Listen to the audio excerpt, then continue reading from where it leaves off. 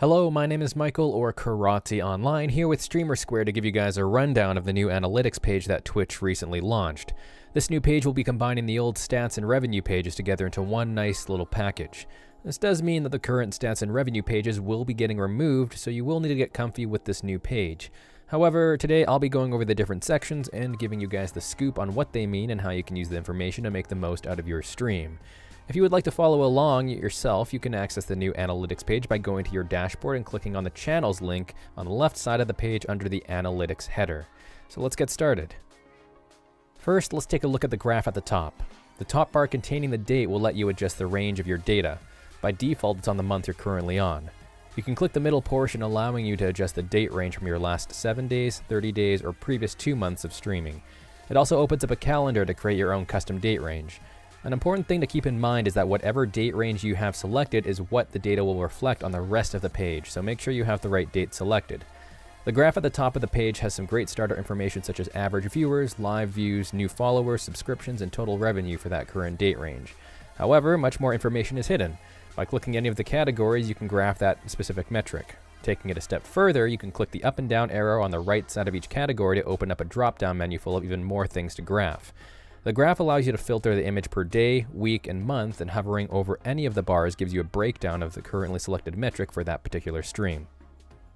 Alright, time for a revenue breakdown. This section breaks down all your revenue made on your channel. Additionally, it will show you how much you've made in your last period. You can have a quick breakdown of subs by hovering over the paid subs section. It will then show you how many subs exist at each tier and how much total revenue you received for those tiers. Following that is subscriber breakdown. This section breaks down all the different tiers of subscribers, showing your revenue split for each. It also displays your total sub points and subscribers. You have the ability to have your whole subscriber list emailed to you, as well as a one-click method to send an email to all your subscribers.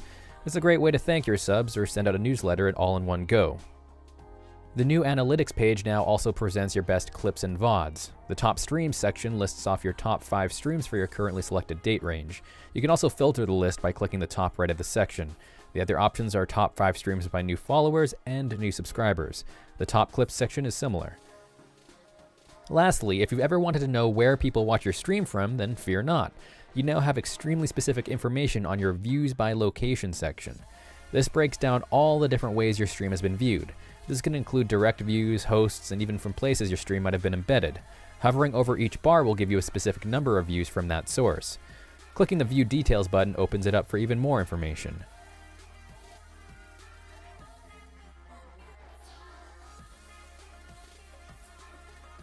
So, once you actually look at the analytics page, how can we use this information to improve your stream? So analytics can be a little bit overwhelming, especially if you're a smaller or new content creator. It can even be a little bit disheartening just because you might get a little bit hooked on the numbers. I urge you guys to go in with an objective viewpoint. I mean, the numbers should be there to help you, not for you to mull over and get disappointed on. The first thing that I would suggest is create goals. Figure out exactly what you would like to do with that information, and if you feel like things are a little bit stale, or maybe there's a dip in viewership over a long period of time, maybe you can block off a certain date range, figure out, okay, where the dips happened, and sort of go back into your VODs and match sort of the day from the analytics page, and figure out maybe if you changed something on stream, maybe you played a different game, and see what worked and see what didn't work. It's best to sort of start broad and then specific when you're looking for these date ranges. So because of how Twitch is and how organic it is and how it changes from day to day, if you look at yesterday's stream and notice you got less viewers than today's stream, that's not really a great range to look at just because it's very, very short term. When you're looking at data like this, it's best to look as broad as you can and then shorten it to some very specific points. So choose, probably I would suggest like a whole month in the date range, and then you'll be able to get a big, large graph on where dips happen, where you may have grew, maybe where viewership went down a little bit.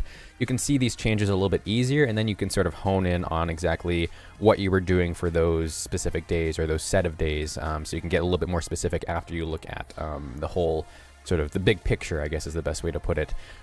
This is really important to have your VODs enabled just because it does allow you to match specific stream dates to specific dates that you're trying to analyze from your analytics page. In terms of views by location, these stats can help you get a better idea of your community and sort of where your support comes from. This is especially useful for streamers who are new and looking to solidify their schedule, and figure out sort of which areas of the world watch you at what times.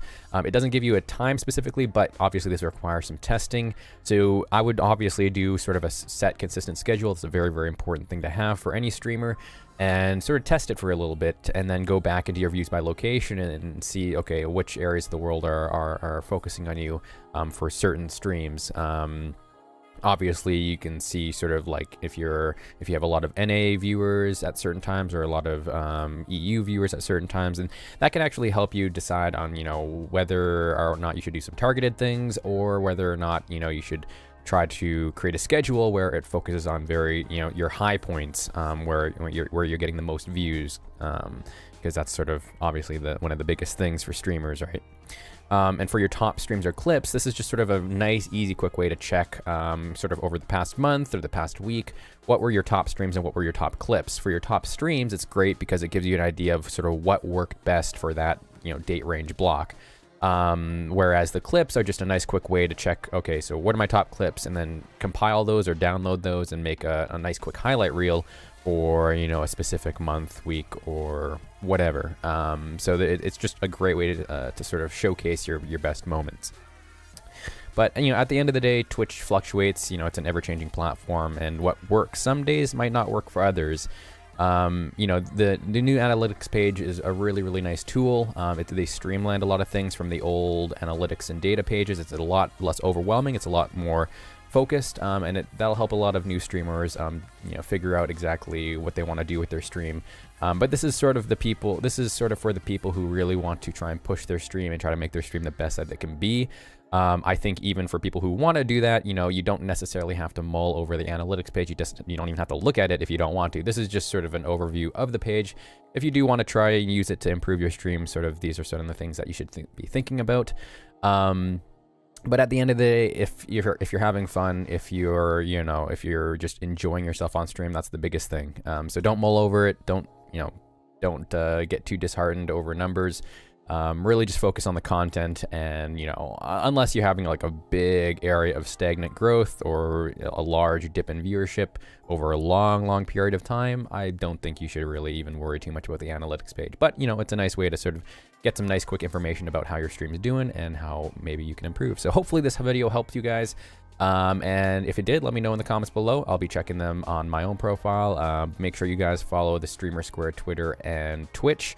There's even new shows. For example, on Tuesdays now, Loco will be doing a Stream Doctor show, which she'll be overviewing different streams, and you guys can submit your own stream for her to look at, and for her to sort of give you guys some advice on how you guys can improve your own stream at a more one-to-one level, as long as you don't mind showing your stream on the StreamerSquare stream, of course. But other than that, guys, thank you guys so much for watching. Hopefully you guys have a great rest of your day, and I will talk to you guys next time.